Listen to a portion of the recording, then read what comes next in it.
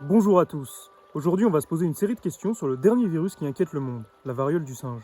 Et si vous restez jusqu'au bout, on abordera la question du futur épidémique du monde, et vous verrez, tout n'est pas perdu. Alors un peu de contexte. Qu'est-ce que c'est la variole du singe? La variole du singe, ou variole simienne, ou encore monkeypox, zoonose voulant juste dire que c'est un virus qui se transmet d'humain à animal, ou vice-versa.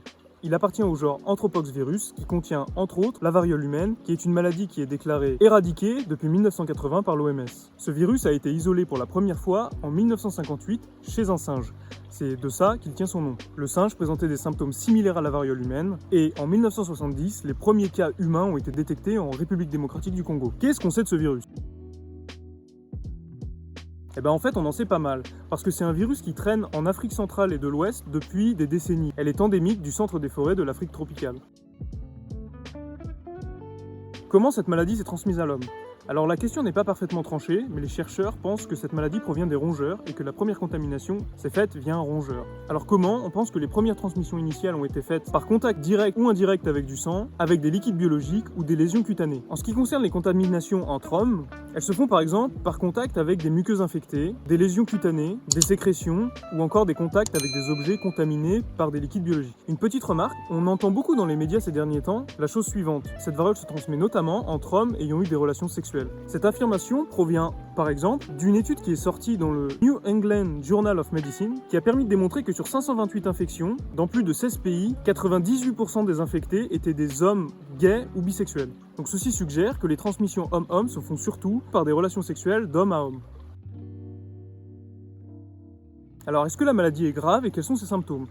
Alors il faut savoir que c'est une maladie qui est largement autolimitante, c'est-à-dire qu'en moins de 4 semaines, la plupart des gens seront soignés sans aucun traitement. Sa période d'incubation varie de 6 à 16 jours et la période d'invasion par le virus est de 0 à 5 jours. En général, la maladie commence par de la fièvre, puis quelques jours après, on a des démangeaisons qui souvent surviennent avec des gonflements des ganglions lymphatiques et aussi des douleurs musculaires. Ensuite, dans 95% des cas, survient une éruption cutanée au niveau du visage, dans 75% des cas, dans la paume des mains et sur la plante des pieds et sur tout le corps. En général, la maladie dure entre 14 et 21 jours au total. Alors comment on sait tout ça ? C'est vrai que ça peut paraître étonnant parce qu'on entend parler d'un nouveau virus, on a l'impression que c'est tout nouveau et que donc la connaissance scientifique doit s'accumuler et ça prend du temps. Alors je vous mettrai en description les différentes études que j'ai utilisées au fur et à mesure parce qu'en fait on est très bien documenté en termes de recherche scientifique sur cette maladie et même sur des épidémies de cette maladie.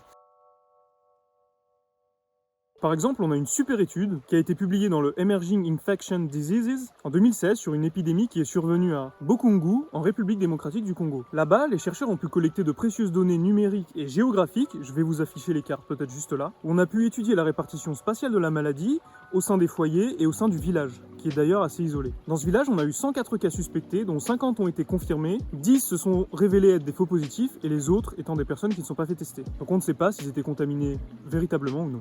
Et par exemple, ça révèle des chiffres assez intéressants. Sur ces 104 cas, dont 50 avérés, on a eu un taux de transmission du virus au sein des familles de plus de 50%, avec 9 familles qui présentaient au moins un événement de transmission. Et donc ça a permis de constituer un petit échantillon pour collecter des données assez intéressantes. Il y a eu d'autres études qui ont pu être faites sur des cas d'épidémie comme ça en Afrique centrale. Et grâce à toutes ces choses, notamment, on a pu comprendre un petit peu comment le virus se répandait et comment il se propageait, comprendre qu'il était assez virulent et qu'il se propageait assez fortement au sein d'un même foyer. L'étude concluait par le fait que ces données permettaient de mettre en lumière qu'il est important de faire de la détection rapide et de la surveillance des cas de personnes infectées par cette maladie. D'ailleurs, on a même développé un vaccin ADN contre ce virus particulier. Et on connaît pas mal de traitements pour les différentes formes graves de ce virus. Donc au global, on connaît assez bien cette maladie.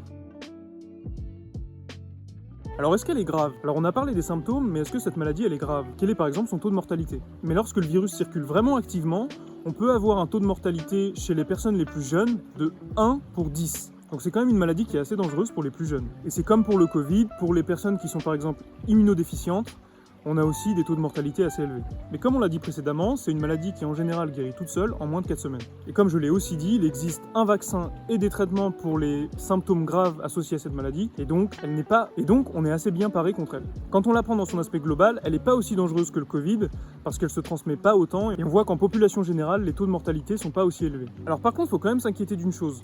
Je mettrai aussi les données de Santé publique France sur les cas déclarés en France ces derniers mois de la maladie, et vous verrez que ça augmente assez. Et ça peut nous inquiéter un petit peu parce que, comme je l'ai dit avant, quand la maladie circule beaucoup, elle peut, sur certaines catégories de la population, avoir des taux de mortalité assez importants, et ça c'est quand même un problème. Et notez que les données en grise sont des données qui sont pas totalement consolidées, donc c'est peut-être pour ça qu'elles sont un petit peu plus basses que les autres. Donc pour l'instant, pas de quoi trop s'inquiéter, mais il va falloir rester vigilant à l'évolution du nombre de cas, sans particulièrement paniquer.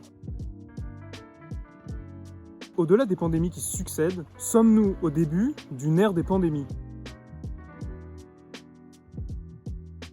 Alors aujourd'hui, nous le savons tous, l'homme a un impact conséquent et mesuré sur l'environnement et sur la planète. Et tout laisse à penser que les pandémies vont augmenter en fréquence et en gravité au cours du temps, à cause notamment de l'érosion de la biodiversité. En effet, le dernier rapport de l'IPBES, la plateforme intergouvernementale scientifique et politique sur la biodiversité et les services écosystémiques, a permis d'établir un lien entre la perte de biodiversité et l'augmentation des facteurs de risque de pandémie. Le rapport souligne un point crucial. La crise du Covid-19 et les précédentes pandémies ont toutes un point commun. La crise de Covid-19 et les précédentes pandémies sanitaires mondiales ont tout un point commun. Leur émergence est entièrement due aux activités humaines. Les changements d'affectation des terres, l'expansion et l'intensification de l'agriculture, le commerce et la consommation d'espèces sauvages perturbent les écosystèmes. Cela favorise une proximité entre les animaux sauvages et les êtres humains, entre le bétail et les hommes. Et de ce fait, une proximité entre les agents pathogènes qu'ils transportent et les humains. Et le rapport souligne un autre point qui est assez intéressant. Il dit que le coût de réduction des risques des futures pandémies est 100 fois inférieur au coût de la réponse aux pandémies. Ça peut paraître contre-intuitif, mais en fait, il serait moins coûteux de prévenir les pandémies plutôt que de les subir. Et ce, sur tous les aspects. Alors espérons qu'avec les anciens virus et les nouveaux, nos décideurs politiques comprendront qu'il est important et en fait moins coûteux d'agir pour lutter contre l'érosion de la biodiversité et pour se prémunir d'une éventuelle ère des pandémies. Merci à tous d'avoir regardé cette vidéo jusqu'au bout si vous l'avez fait. N'hésitez pas à la liker et la partager, ça m'aide grandement.